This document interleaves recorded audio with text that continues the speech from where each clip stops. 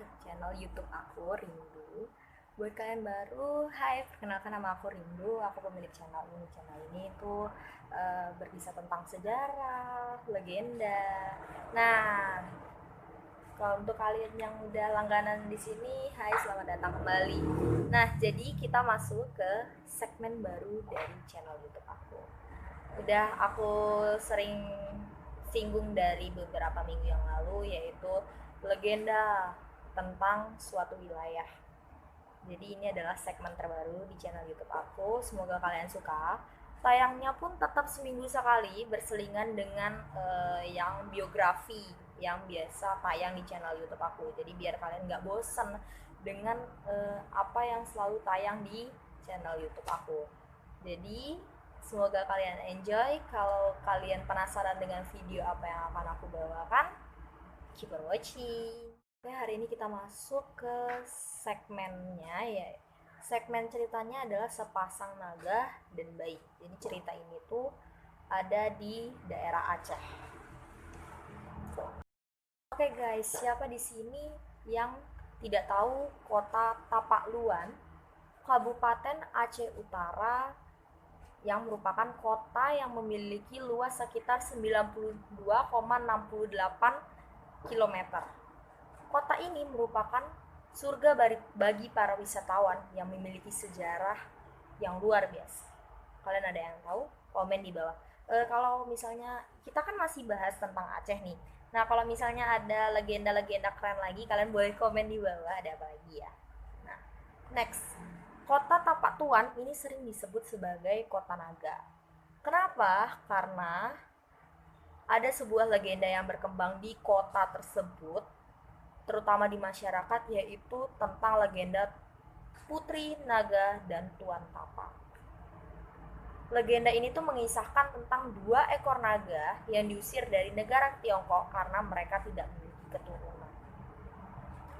Lalu sepasang naga ini pun memutuskan untuk tinggal di sebuah teluk yang bernama Teluk Tuan Tapak.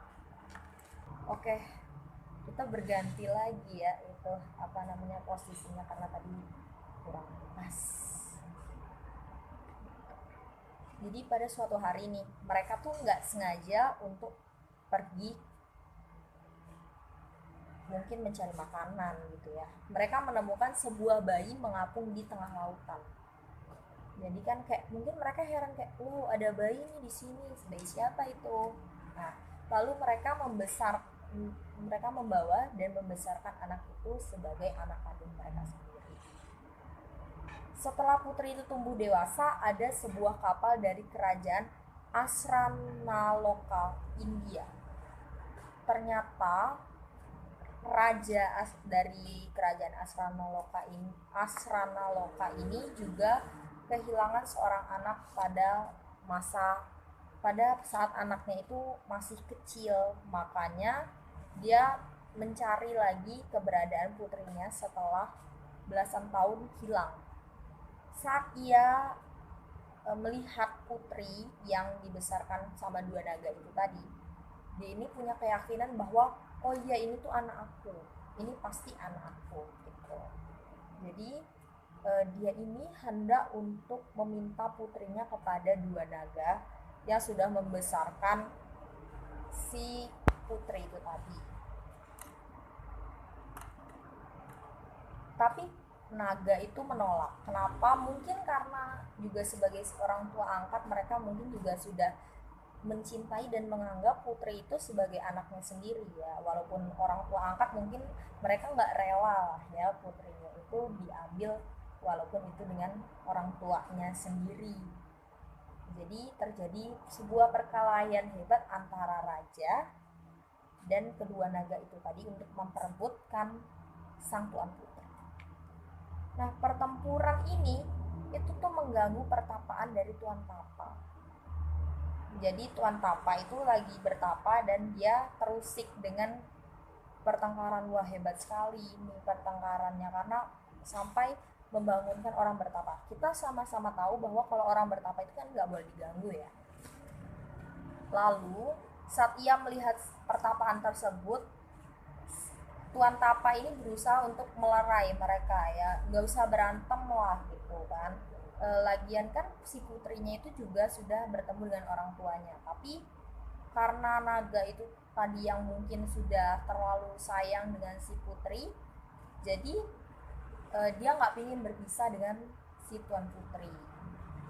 Akhirnya si naga ini tidak memperdulikan kata-katanya tuan Tapa, sehingga tuan Tapa ini diajak berkelahi juga dengan kedua naga tersebut. Nah, setelah persaingan yang sengit antara raja dengan kedua naga dan tuan Tapa, akhirnya kedua naga itu kalah. Lebih tepatnya naga jantan itu mati, raja menang dan dapat membawa putrinya kembali ke kerajaan. Aku mau kasih tahu beberapa hal unik tentang kematian pada naga jantan. Nah, seperti yang kita tahu tadi ya, kan si naga jantan itu kan kalah ya sama naga betina di pertarungan. Lebih tepatnya yang naga jantan itu mati kan, dibunuh sama si tuan Tapa. Nah, ada beberapa hal menarik yang bisa kita simpulkan di sini adalah naga jantan itu mati terbunuh karena kalah dari pertempuran. Itu adalah hal unik pertama. Yang kedua, hati dan tubuhnya, organ tubuhnya lebih tepatnya, yang hancur ini membentuk bebatuan hitam yang berbentuk hati. Sekarang dikenal dengan nama batu hitam. Lalu darahnya ini juga membeku nih, berubah menjadi batu yang bernama batu merah. Lalu di tempat itu, aliasnya di tempat si naga itu mati, Tuan Tapa ini meninggalkan jejak kaki yang masih dapat dilihat di pesisir pantai. Aku nggak tahu ya, aku belum pernah ke sana. Jadi mungkin kalau kalian punya experience atau pernah pergi ke sana, kalian bisa komen di bawah. Apakah benar-benar masih ada atau cuma rekayasa? Kalian bisa komen di bawah. Dan jangan lupa cek description box. Biasanya aku di sana mencantumkan misalnya kayak aku dapat linknya dari mana ya, kalau aku nggak lupa nanti aku cantumkan aku dapat link info ini dari mana sih, supaya kalau ada info-info lain yang aku ketinggalan kalian bisa langsung baca di sana. Oke.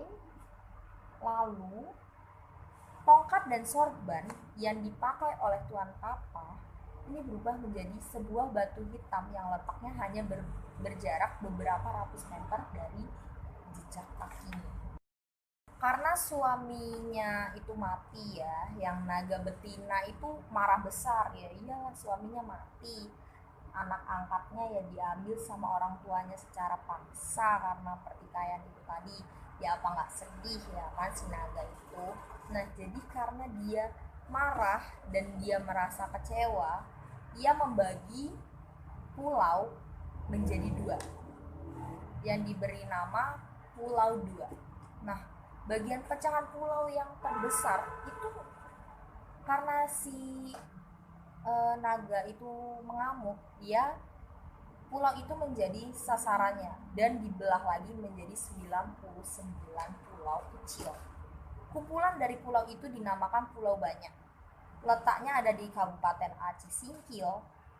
Putri yang telah dikembalikan kepada keluarganya tadi dijuluki dengan nama Putri Naga.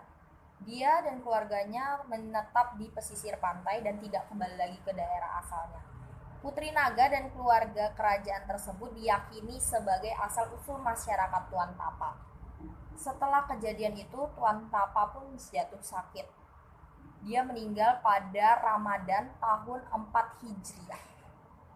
Jasadnya dikuburkan di dekat Gunung Lampu di depan Masjid Tua, Gampong Padang, Kelurahan Padang, Kecamatan Tapak Tuan. Oke guys, gimana kalian suka nggak sama video legenda kita kali ini? Kalau kalian suka, jangan lupa tinggalkan like di bawah, share ke seluruh sosial media yang kalian punya, dan jangan lupa untuk komentar video apa lagi sih yang harus kita buat sesuai dengan news segmen kita ini ya. Jadi kalian bisa komen tentang video apa yang akan kita buat.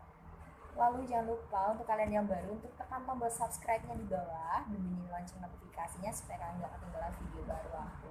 Oke, terima kasih yang udah nonton video kita kali ini. See you our next video. Bye.